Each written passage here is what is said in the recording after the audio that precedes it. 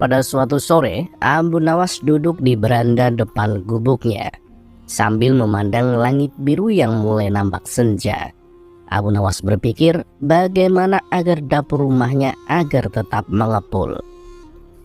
Sementara itu, tak jauh dari rumahnya ada seorang tuan tanah yang sudah pasti kaya. Rumahnya besar mentereng dengan seperangkat gudang makanan, lahan peternakan, dan kamar-kamar mewah. Hampir setiap orang yang berada di daerah itu bekerja dengan tuan tanah itu. Sayang, tuan tanah itu pelitnya na'udzubillah. Jika meminjam uang, maka dia memasang bunga selangit. Maklum, tuan tanah ini juga rentenir yang selalu mencari mangsa. Abu Nawas dikenal sebagai tokoh yang tak sungkan-sungkan memberi lebihan jika meminjam duit kepada orang. Hanya saja dia tidak pernah mau berurusan dengan tuan tanah itu. Tiap memberi lebihan, Abu Nawas selalu bilang duitnya beranak. Begitu juga ketika ia meminjam seekor ayam, maka ayam itu akan dikembalikan 2 karena ayam itu beranak. Tentu saja itu membuat tuan tanah kepingin Abu Nawas meminjam kepada dirinya. Abu Nawas tentu akan memberikan keuntungan yang berlimpah. Abu Nawas adalah debitur idaman, pikirnya. Nah, sore itu terlintas dalam benak Abu Nawas untuk meminjam sesuatu kepada tuan tanah. Maka datanglah ia ke rumah si kaya itu.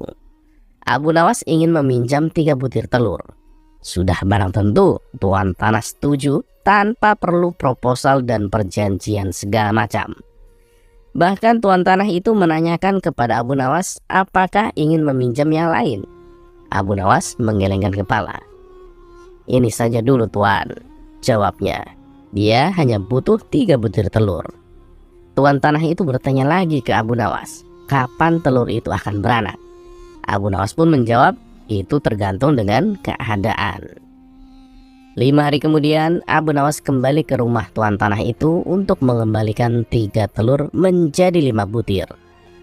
Melihat 5 butir telur dikembalikan, betapa senangnya tuan tanah itu. Ia lalu menanyakan kepada Abu Nawas apakah ia akan meminjam lagi. Abu Nawas lalu meminjam piring tembikar sebanyak 2 buah. Tuan tanah itu memberikan dengan senang hati dan berharap piringnya itu menjadi banyak. 5 hari kemudian, Abu Nawas datang dengan membawa 3 piring tembikar. Walaupun tidak sesuai dengan yang diharapkan, tetapi hati tuan tanah cukup gembira. Karena 2 piring dulu hanya melahirkan 1 anak saja. Tak mengapa, pikir sang tuan tanah. Karena bisa saja orang mempunyai anak tunggal, bahkan tidak memiliki anak. Abu Nawas dan tuan tanah itu sama-sama senang. Oleh karena itu tuan tanah meminjamkan uang senilai 1000 dinar. Jumlah yang sangat besar. 1000 dinar bisa untuk menggaji seluruh karyawannya dan pekerjanya selama 1 bulan. Tuan tanah itu berangan-angan bahwa uang yang dipinjam Abu Nawas nanti akan diapakan karena akan banyak beranak. Tuan tanah itu menanti dengan tidak sabar. Ditunggu selama 5 hari. Abu Nawas tidak kunjung datang. Hampir 1 bulan, Abu Nawas juga tidak datang. Saat tuan tanah bermaksud mengirim debt collector, Abu Nawas tiba-tiba nongol. Mulanya tuan tanah gembira. Tapi begitu Abu Nawas selesai menjelaskan persoalannya, tuan tanah menjadi marah bukan kepalang. "Mohon maaf tuan, sayang sekali. Uang yang saya pinjam itu bukannya beranak, malah 3 hari kemudian mati mendadak," kata Abu Nawas. Mendengar kata-kata itu, betapa geramnya tuan tanah. Hampir saja Abu Nawas dihajar anak buah tuan tanah. Untung saja ada teman-teman Abu Nawas yang baru pulang dari bekerja melerainya. Tuan tanah itu mengadukan kepada pengadilan dengan harapan Abu Nawas akan dihukum gantung. Pengadilan pun digelar. Abu Nawas membeberkan semua duduk permasalahannya. Demikian juga tuan tanah itu menjelaskan.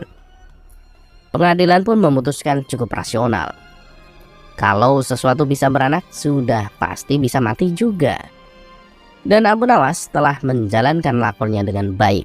Adapun tuan tanah yang tamak itu telah tertipu karena wataknya sendiri yang kikir, tamak, dan pelit.